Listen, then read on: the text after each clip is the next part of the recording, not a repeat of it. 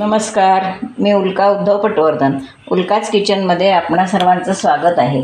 मी आज आपल्याला एक उपवासासाठी साबुदाण्याच्या खिचडीचा प्रकार करून दाखवणार आहे.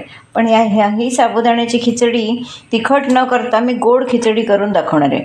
काही लोक उपासाला तिखट खात नाहीत, मग अशावेळी एकतर बटाट्याचा उपासाचा गोडा चिवडा करता येतो किंवा ही खिचडी करता येते.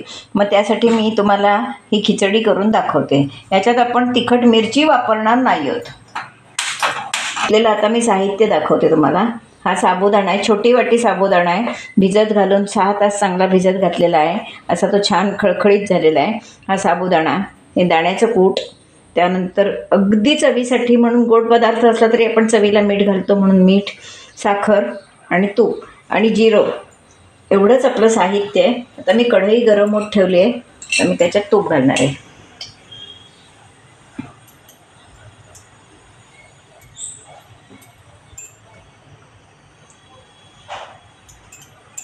दोन चमचे तूप घातलं आहे. तर मी थोडं जिरं टाकलं आहे आणि नेहमी जसं आपण शेंगदाण्याचं कूट आणि साबुदाणा एकत्र करतो तसाच आम्ही साबुदाणा आणि शेंगदाण्याचं कूट एकत्र केलं आहे. आता हे आपण फोडणीला टाकूया.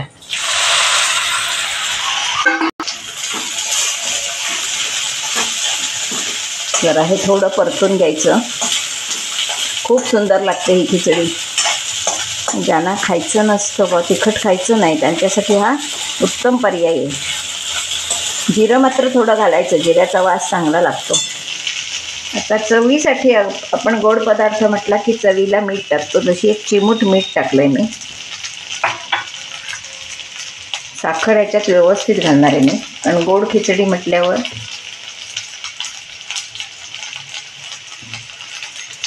दोन चमचे साखर टाकली आहे.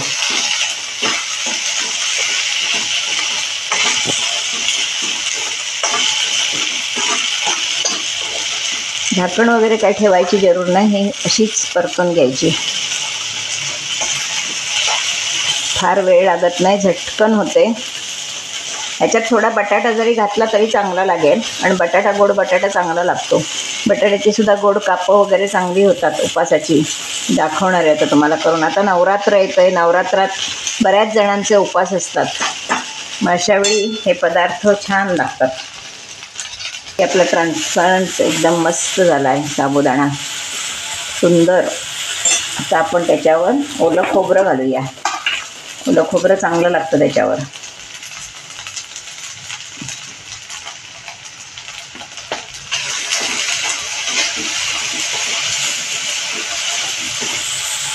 खूप सुंदर प्रकारे नक्की करून बघा.